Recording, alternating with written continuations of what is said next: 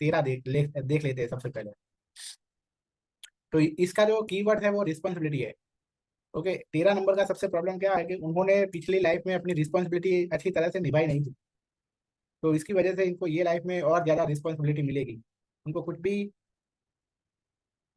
Life में बहुत ज़्यादा रिस्पॉन्सिबिलिटी मिलेगी। और कोई भी काम अच्छी तरह से रिस्पॉन्सिबिलिटी निभाई नहीं थी, इसलिए ये जन्म में बहुत ज़्यादा रिस्पॉन्सिबिलिटी भी आएगी और बहुत सारे ब्रेक्स भी लगेंगे जब भी कोई काम करने जाएंगे तो उसमें। ये नंबर ये भी सिग्निफाई करता है कि ये पर्सन ने अपने प्रीवियस बर्थ में जो भी अचीव किया था, या दूसरों के भरोसे उन्होंने अपनी लाइफ है वो जी थी। ओके, कहते हैं ना कि आप तो बोझ है। कहते हैं ना कि ये आदमी तो इस पे बोझ है, इस पे बोझ है, उस तरह का। ओके, तो किसी पे बोझ बन के रहे थे ऐसा।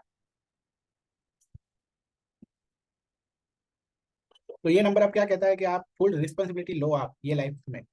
ओके, और क्या, उन्होंने बहुत तरह के प्लेजर अपनी लाइफ में रखे। प्लेजर का मतलब अगर हम हिंदी में कहें तो भोग विलास बहुत किया था अपनी लाइफ में। तो ये लाइफ में आपको प्लेजर पे कंट्रोल करना है।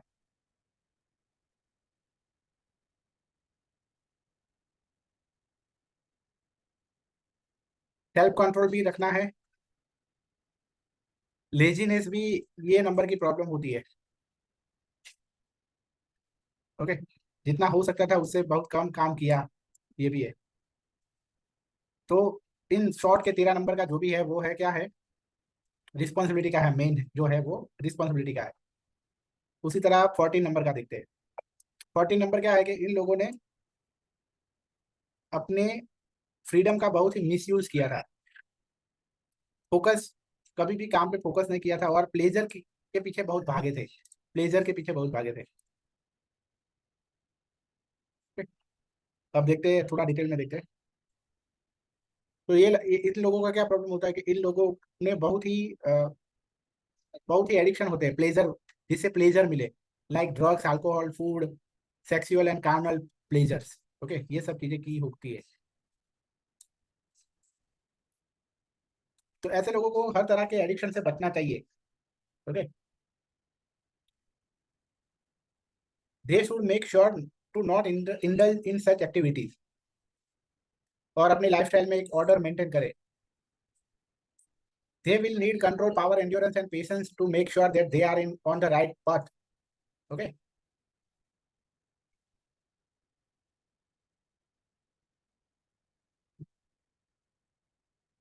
और इनका क्या प्रॉब्लम हो सकता है, फोकस में भी प्रॉब्लम होता है। फोकस तो ये 14 नंबर वाले को फोकस करना है।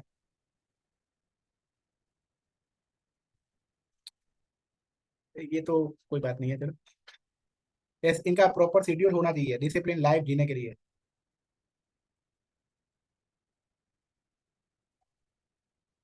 एक अच्छी लाइफ डिवोशन वाली और डेडिकेशन वाली लाइफ जीनी चाहिए, so that they can have clarity of thoughts.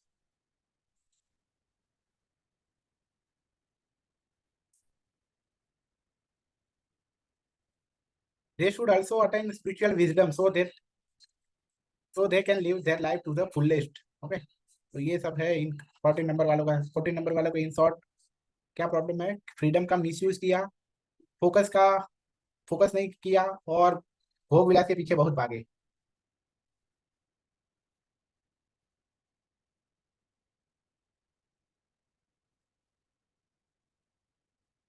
अब देखते हैं कार्मिक नंबर 16। तो ऐसे लोगों ने अपने स्टेटस या पोजीशन का मिसयूज किया। ऐसे लोगों ने अपने स्टेटस, पोजीशन और स्टेटस, उसका उन्होंने मिसयूज किया, और लव लाइफ और मैरिज लाइफ में धोखा दिया। धोखा दिया को क्या कहते हैं, बिट्रेयल। बिट्रेयल कहते हैं।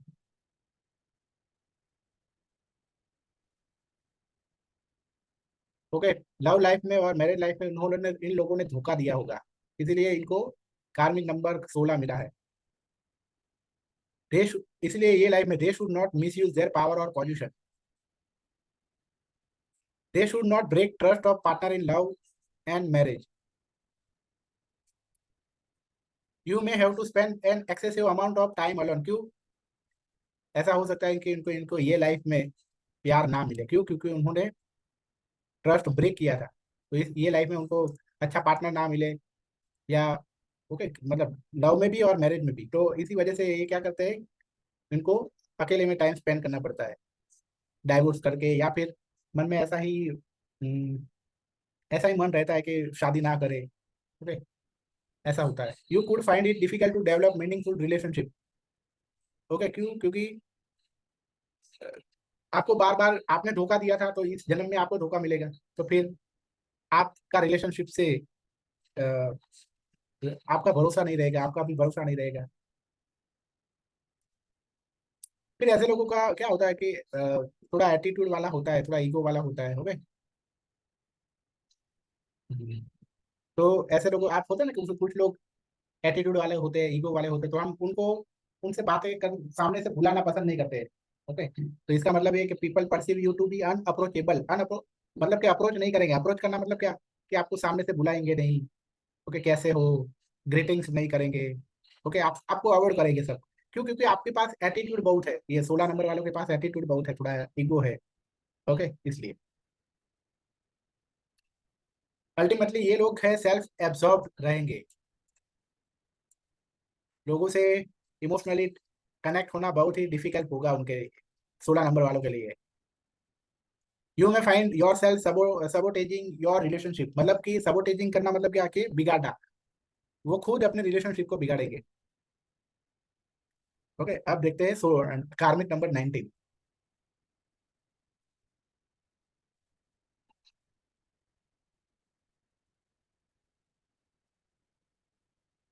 तो कार्मिक नंबर वालों का क्या होता है, बहुत ही self dependent and self reliant in nature होते हैं. मतलब कि अपने आप में बहुत ज्यादा खोए हुए होते हैं. मतलब कि सक्सेस के पीछे इतना भागते हैं कि फिर रिलेशन को भूल जाते हैं सारे. तो उसकी ये कार्मिक डेप्थ होता है इनका.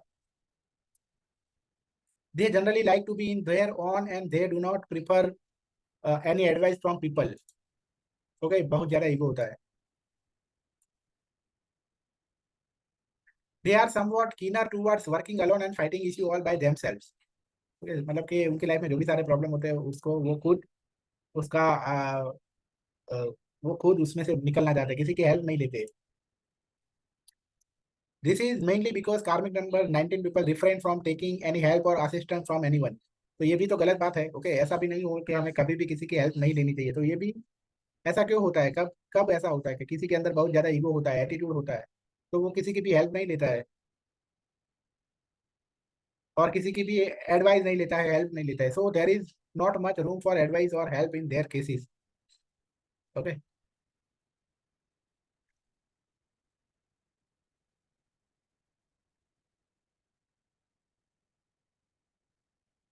Even though they do not seem to be dependent on anyone for anything. मतलब कि इनको किसी पर भी डिपेंडेंट रहना पसंद नहीं है. They should consider taking help from people and accept the fact that humans do mistakes. पर इसका मतलब ये नहीं है, पर ऐसा होता है कि चलो, पर तो भी हमें कभी ना कभी तो किसी से हेल्प लेनी चाहिए. और ये तो फैक्ट ही है कि ह्यूमंस है, वो कभी ना कभी तो कोई मिस्टेक करेंगे ही. और कुछ चीजें ऐसी होती है ना कि रिलेशनशिप है तो उसमें तो दोनों को साथ में बैठ के ही काम करना पड़ेगा. ऐसा तो है नहीं. रिलेशनशिप है तो वो ये हमारा है. रिलेशनशिप है तो उसमें हमारा आता है, मेरा नहीं आता है. ठीक है, तो वहाँ एक दूसरे से बात तो करनी ही पड़ती है. And they need to work together and aid each other in whichever way possible. Okay, in short के ऐसे लोगों से हेल्प लेनी चाहिए. This is a widespread mutual understanding that people develop when they live in a society like our. तो ये तो simple बात है कि जब भी हम एक सोसाइटी में रहेंगे और म्यूचुअल अंडरस्टैंडिंग से रहेंगे तो हम डेवलप होंगे. So eventually these people may realize that the idea of a one man army never never work. Okay, तो ऐसे लोगों का क्या होता है कि मैं वन मैन आर्मी हूँ, बट ये पॉसिबल नहीं है.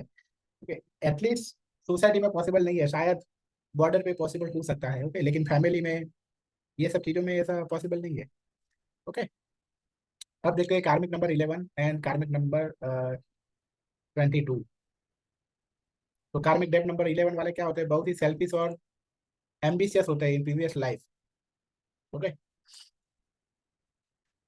तो उसकी वजह से क्या होता है, suddenly they face problem in marriage, job, career, name, fame और बिजनेस। ओके, उस तो मतलब कि कार्मिक नंबर 11 वालों के साथ ये होता है। If such people become sensitive and spiritual, then they get new direction in life. After that this number becomes master number instead of karmic number. Okay, अगर ऐसे लोग सेंसिटिव या और स्पिरिचुअल बन जाए तो।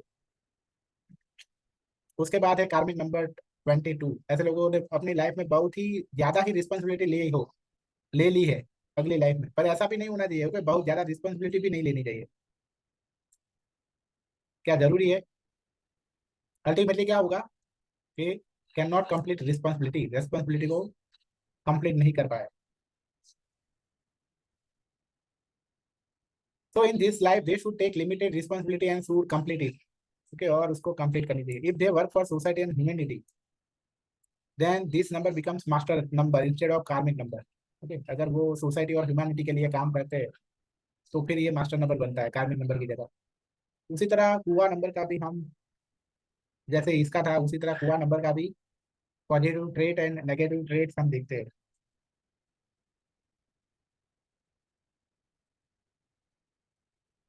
ओके, हाय, ओके, मैं 2 मिनट का ब्रेक ले रहा हूँ।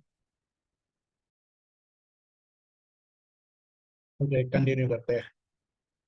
तो अगर कुआ नंबर 1 हो तो पॉजिटिव ट्रेट है great will power, flexible, self sufficient, creative, helpful to those around them. आसपास जो भी वो लोग होते हैं उनको हेल्प करते हैं। नेगेटिव ट्रेट्स क्या है, overly emotional, needy, temperamental, critical. Okay, critical का मतलब क्या है कि बहुत ही हर चीज